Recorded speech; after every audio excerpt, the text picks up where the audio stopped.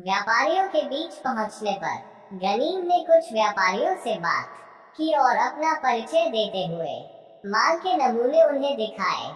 गनीम द्वारा अपना परिचय देने पर उसने देखा कि वहां के लगभग सभी व्यापारी उसके पिता अय्यूब को अच्छी तरह से जानते थे और उनका सम्मान करते थे।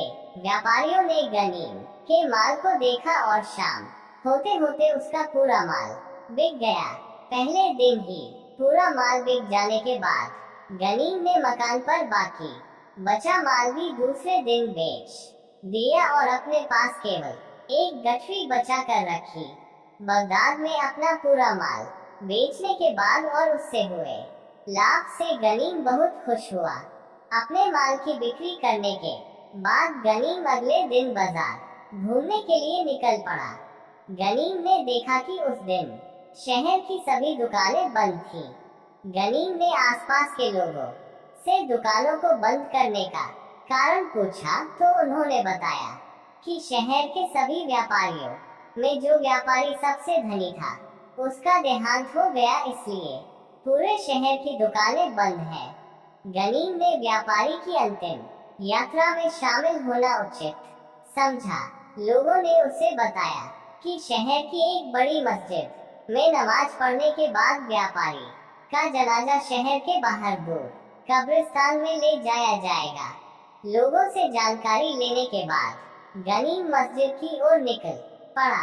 मस्जिद पहुंचकर गनीम अन्य लोगों के साथ नमाज में शामिल हुआ और फिर व्यापारी के जनाजे में कब्रिस्तान की ओर चल पड़ा।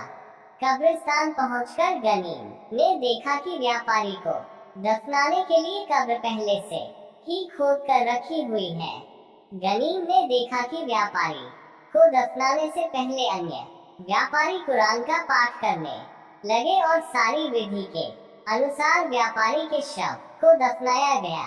गनीम ने देखा कि शाम ढलने वाली थी, लेकिन किसी ने भी अभी तक कब्रिस्तान से जाने की बात नहीं की थी। ये सब देखकर गनीम को बहुत हैरानी हुई, क्योंकि रात होने को थी और वे सब फिर भी कब्रिस्तान में ही थे। अन्य लोगों से पूछने पर पता चला कि यह शहर की प्रथा है कि जब किसी बड़े व्यापारी या फिर किसी बड़े प्रतिष्ठित व्यक्ति की मौत होती है तो उसके जनाजे में शामिल सभी लोग कब्रिस्तान में ही रात बिताते हैं और रात के खाने पीने का प्रबंध भी कब्रिस्तान में ही किया जाता है। उसके बाद अगले दिन सब अपने घर लौट जाते हैं। गनीम को उन लोगों ने बताया कि उनके रीति रिवाजों के अनुसार जनाजे में शामिल लोगों को मृतक के संस्कार भोज में शामिल होना जरूरी है।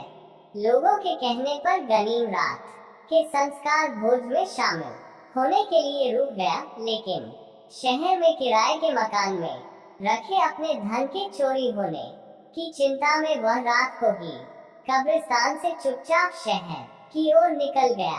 रास्ते भर गनीम को यही डर सताता रहा कि कहीं घर में चोर न घुस जाए या फिर अधिक धन देखकर उसके सेवकों की नियत में ही खोट न आ जाए।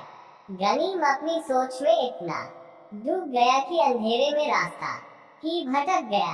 अंधेरे में काफी देर तक भटकने के बाद बड़ी मुश्किल से वह शहर के मुख्य द्वार तक पहुंचा तो सभी फाटक बंद हो चुके थे।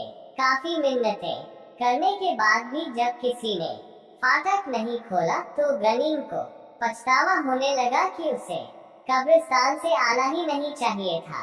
शहर में प्रवेश न मिलने पर गनीम नगर के बाहर ही रात बिताने के लिए जगह ढूंढने लगा। थोड़ी देर तक जगह तलाशने पर गनीम को कुछ ही दूर एक छोटा सा कब्रिस्तान दिखाई दिया।